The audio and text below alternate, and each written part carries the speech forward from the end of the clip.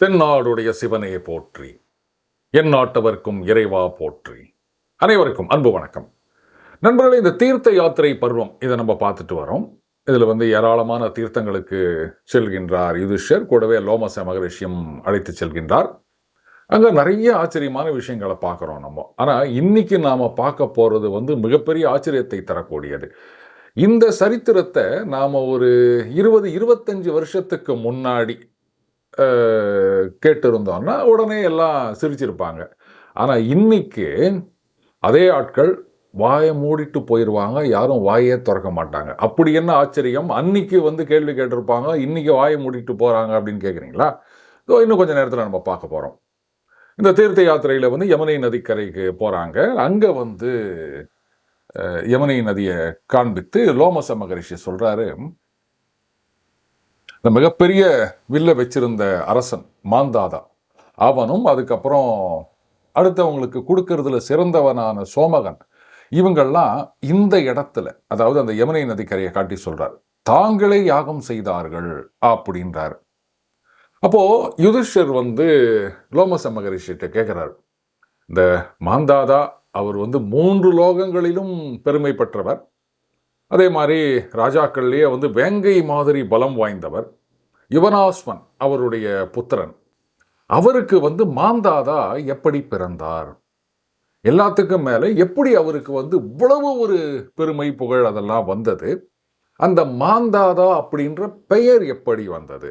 இந்த சரித்திரத்தை நீங்க சொல்லி நான் கேட்கணும்னு விருப்பப்படுகின்றேன் அப்படின்றாரு யுதிஷ்டர். அப்போ லோமச மகரிஷி சொல்றார், அந்த மகாத்மாவான அரசன் அவனுக்கு மாந்தாதா அப்படின்ற பெயர் ஏன் வந்தது அப்படின்றத காரணத்தை நான் சொல்கிறேன். யுவனாஸ்வன் அப்படின்ற ஒரு அரசன் இருந்தான். அவன் இஷ்வாகு குலத்தில் பிறந்தவன். அவன் ஏராளமான யாகங்களை செய்தான். 1000 அஸ்வமேத யாகங்களை செய்தான் அப்படின்றாங்க. அதையும் தாண்டி இன்னும் நிறைய யாகங்களை செய்திருக்கின்றான். அதில் ஏராளமான தட்சிணைகளை அவன் அந்த யாகங்களில் கொடுத்திருக்கின்றான். அவன் ஒரு ராஜ ரிஷியாக கருதப்பட்டவன். ஆனால் என்ன, அவனுக்கு குழந்தை இல்லை. அதனால் அவன் என்ன பண்ணுறான், தன்னுடைய ராஜ்யத்தை மந்திரிகள் கிட்ட கொடுத்துட்டு இந்த சாஸ்திரத்தில் என்ன சொல்லியிருக்கோ அதுபடி கடவுளை நினைத்து கொண்டு காட்டில் போய் வசிக்க ஆரம்பித்து விட்டான். பாருங்க, அரசனாக இருந்தவன் அப்படியே எண்ண முடியாத தட்சணைகளை கொடுத்து 1000 அஸ்வமேத யாகம் பண்ணியிருக்கான் அவன். ஆனாலும் எல்லாத்தையும் துறந்து விட்டு நாட்டையே மந்திரிகள் கிட்ட கொடுத்துட்டு காட்டுக்கு போயிட்டான். காட்டில் என்ன கிடைக்கும்? கூட யாருமே இல்லை போல இருக்கு. அதை நம்ம பார்க்க போகிறோம். தனியாக அங்கே காட்டில் கஷ்டப்பட்டு வசித்து கொண்டிருக்கின்றான். ஒரு நாள் அந்த ராஜாவுக்கு பயங்கர பட்டினி, எதுவுமே சாப்பிட்றதுக்கு கிடைக்கல. பட்டினியோட கூட தாகமும் சேர்ந்து விட்டது. இப்போது வயிற்றுக்கு உணவு இல்லாமல் கூட நம்மளால் கொஞ்ச நாள் தாக்கு பிடிக்க முடியுங்க. ஆனால் தண்ணி இல்லாமல் மனுஷனால் தாக்கு பிடிக்க முடியாது. அதுதான் ரொம்ப ரொம்ப கஷ்டம். அப்போது அந்த தண்ணி எங்கே கிடைக்குது அப்படின்னு பார்த்துட்டு போகிறான். அப்போது அங்கே பிருகு முனிவருடைய ஆசிரமம் இருக்கிறத பார்க்குறான். அதுக்குள்ளே நுழையிறான். இந்த ஆசிரமத்தில் என்ன ஆச்சுன்னு கேட்டிங்கன்னா, பிருகு முனிவர், அவருக்கு தெரியும் இந்த யுவனாஸ்வன் அந்த ராஜா குழந்தை இல்லாமல் வாடுகின்றான் அப்படின்னு. அவனுக்கு குழந்தை பாக்கியம் உருவாக்குவதற்காக அவர் ஒன்று தயார் பண்ணி வச்சிருக்காருங்க. அதாவது மந்திரங்களால் புனிதமாக்கப்பட்ட தீர்த்தம். இது ஒரு குடம், ஒரு கலசத்தில் அவர் வச்சிருக்கார். இதை அந்த யுவனாஸ்வன் ராஜா அவர் அவர் மனைவிக்கு கொடுத்தார் அப்படின்னு சொன்னால் புத்திர பாக்கியம் உருவாகும். இப்படித்தான் நம்ம நிறைய விஷயங்கள்ல பார்த்துருக்கோம். அதே மாதிரி அவரும் அதை கலசத்தில் எடுத்து வச்சுட்டு ரிஷிகளோட உறங்கி கொண்டிருக்கின்றார். இந்த நேரத்தில் தான் இந்த யுவனாஸ்வன் அந்த ஆசிரமத்துக்குள்ள நுழையிறாங்க. நுழைஞ்சவன் என்ன பண்ணுறான், தாகம் தொண்டை அடையுது. ஏற்கனவே பசினால் வந்த களைப்பு, கூடவே தாகம், தொண்டை காஞ்சி போச்சு, நாக்கு உலர்ந்து விட்டது.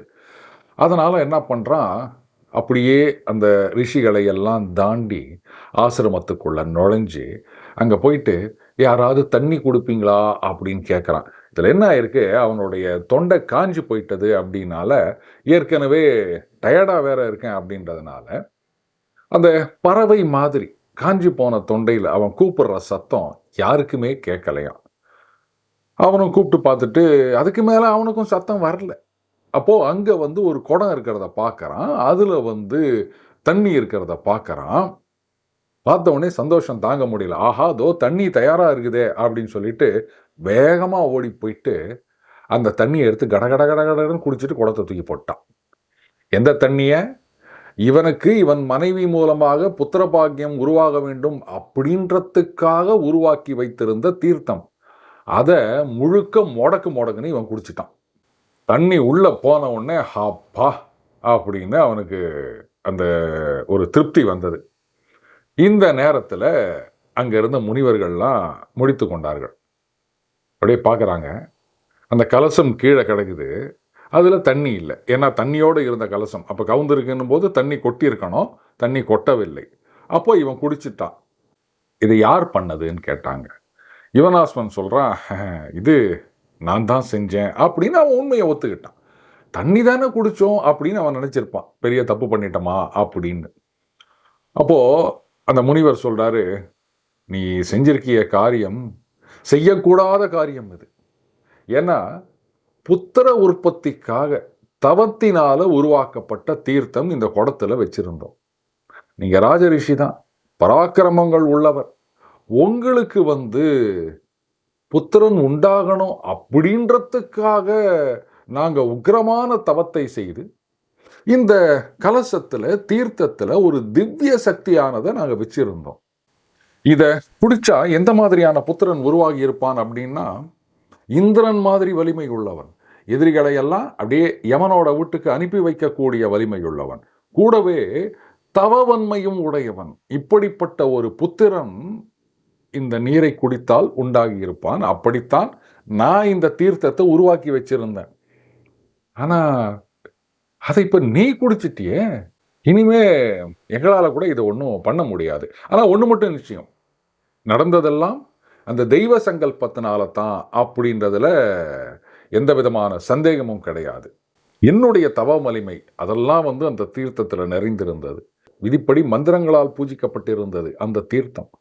அதை தாகத்தில் நீ குடிச்சிட்டதுனால, ஏ ராஜா, நீயே அந்த புத்திரனை பெறுவாய்.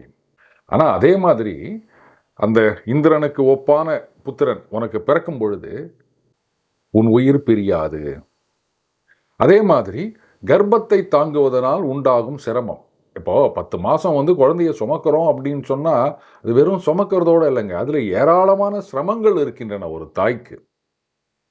அந்த சிரமங்கள் எல்லாம் உனக்கு வராது அப்படின்றார். அப்படிப்பட்ட ஒரு இஷ்டியை நாம் உனக்கு செய்வோம், நீ ஒன்றும் கவலைப்படாத, விதி மிக வலியது அப்படின்றார். அதுக்கப்புறம் ஒரு 100 வருஷம் நிரம்பியவுடன் அந்த யுவனாஸ்வன் ராஜா இருக்கான் இல்லையா, அவனுடைய விலாவை பிளந்து கொண்டு அப்படியே சூரியன் மாதிரி தேஜஸ்வியா ஒரு குழந்தை வெளிப்பட்டது. ஆனால் அப்படி விலாவை பிளந்து கொண்டு வெளில வந்ததுனால அந்த அரசனுக்கு மரணம் சம்பவிக்கவில்லை. அதுதான் அன்றைக்கே முனிவர் சொல்லிட்டார்ல. ஏன்னா பெண்களுக்கு அந்த கர்ப்பம், குழந்தை பிறப்பு அப்படின்றது இயற்கையாக அமைந்திருக்கின்றது. ஆண்களுக்கு அப்படி கிடையாது. அப்போ இப்படித்தான் அந்த குழந்தை வெளியே வந்தாக வேண்டும். இந்த இடத்துல விலாவை பிளந்து கொண்டு அந்த குழந்தை வந்தது அப்படின்றாங்க. இப்போ இந்திரன் அந்த குழந்தை அந்த அளவுக்கு தேஜஸா இருக்காமே, அந்த குழந்தைய பார்க்கணும் அப்படின்ட்டு உடனே இங்க வரான்.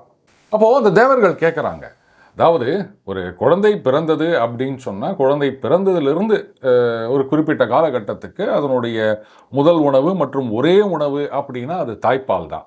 ஆனால் இங்கே இந்த குழந்தை தந்தையிடமிருந்து நேரடியாக விலாவை பிளந்து கொண்டு பிறந்தது. இங்கே தாய்ப்பால் அப்படின்றதுக்கே வழி இல்லை. அப்போது தாயின் பால் இல்லாததுனால இந்த குழந்தை எதை பருகும் அப்படின்னு கேட்குறாங்க. அப்போது இந்திரன் சொல்கிறாரு, இவன் என்னை பருகுவான், அதாவது மாம் தாசியதி அப்படின்றாரு. சொல்லிட்டு தன்னுடைய சுட்டு விரல் இருக்கு இல்லையா, அதை குழந்தையுடைய வாயில் வைக்கிறார். இப்படி இதனை சொன்னதுனால தேவர்கள்லாம் என்ன பண்ணுறாங்க, இவனுக்கு மாந்தாதா அப்படின்னு பேர் வைக்கிறாங்க. அப்போது அந்த குழந்தை இந்திரன் அந்த சுட்டு விரலை வாயில் வைக்கிறான் இல்லையா, அப்போ மகா தேஜஸ்வியாக 13 முழ உயரம் அந்த குழந்தை வளர்ந்துதான். அதுக்கப்புறம் தனுர்வேதம், மற்ற வேதங்கள், எல்லா அஸ்திரங்கள் எல்லாம் தியானம் பண்ண உடனே அவனை முழுசாக அடைந்து விட்டனான். அந்த அளவுக்கு அவனுக்கு ஆற்றல், ஞானம் எல்லாமே கிடைத்திருக்கின்றது. அது மட்டும் இல்லை, ஒரு ஆஜகவம் அப்படின்ற ஒரு வில்லு, அதுக்கப்புறம் ஸ்வர்க்கத்தில் உண்டான அம்புகள், பிளக்க முடியாத கவசம், அதெல்லாம் அவனை வந்து அடைந்ததாம். இவனை பட்டாபிஷேகம் பண்ணது அந்த இந்திரனே நேரில் வந்து பண்ணானாம். இந்த மாந்தாதா இருக்கான் இல்லையா, அவன் வந்து விஷ்ணுவானவர். அந்த 3 உலகங்களையும் தன்னுடைய காலடியால் ஜெயித்தார். ஆனா இந்த மாந்தாதா தர்மத்தால் ஜெயித்தான் அப்படின்றாங்க. அவனுடைய கட்டளை அப்படின்னா அது தங்கு தடையில்லாமல் நடைபெறும். எந்த விதமான எதிர்ப்பும் கிடையாது. இவனையும் ராஜரிஷி அப்படின்னு சொல்றாங்க. அப்படியே ரத்தனம், பொன்னு, பொருள்லாம் அப்படியே தேடி வருகின்றது. அவனுடைய ஆட்சி காலத்துல அந்த பூமியே செல்வத்தால் நிறைந்திருந்தது அப்படின்றாங்க. அதே மாதிரி இந்த அரசன் மாந்தாதா அவனும் வந்து நிறைய தட்சணைகளை கொடுக்கக்கூடிய ஏராளமான யாகங்களை செய்தான். இவனுடைய யாகம், அந்த யாகங்கள் செய்யணும் அப்படின்னா மேடை அமைக்கணும். இப்படி மேடைகளை எல்லாம் அமைத்ததுனால அது பூமி முழுக்க நிரம்பி விட்டது அப்படின்றாங்க. இவருடைய காலகட்டத்தில் அந்த யாகங்களில் 10 லட்சம் கோடி பசுக்கள் அதை வந்து பிராமணர்களுக்கு கொடுத்துருக்காங்க அப்படின்னு சொல்றாங்க. அதுக்கப்புறம் 12 வருஷ காலம் மழை இல்லாமல் போனப்போ அந்த மகாத்மா அவர் வந்து பயிர்கள்லாம் விருத்தி அடையணும் அப்படின்றதுக்காக இந்திரன் பார்த்துட்டு இருக்கும் போதே மழை பெய்யற மாதிரி ஏற்பாடு பண்ணார். இந்த ராஜன் அவருடைய ஆட்சி காலத்துல 4 விதமான பிரஜைகளும் காக்கப்பட்டனர். அந்த குருட்சேத்திரத்துக்கு நடுவில் அந்த புண்ணியமான தேசத்துல அந்த சூரியனுடைய ஒளி போன்ற அவனுடைய யாகம் நடந்த இடம் இதுதான் அப்படின்றாரு. நீயும் வந்து அந்த மாந்தாதாவை மாதிரி தர்மத்தையே கடைப்பிடித்து பூமியை காக்க வேண்டும், அதுக்கப்புறம் ஸ்வர்க்கத்தை அடைய வேண்டும் அப்படின்றாரு. நீ கேட்டதனால இந்த மாந்தாதாவுடைய பிறப்பு, சரித்திரம் இதையெல்லாம் நான் உனக்கு சொன்னேன் அப்படின்றாரு. மீண்டும் அடுத்த பதில் இணைந்திருப்போம். வணக்கம்.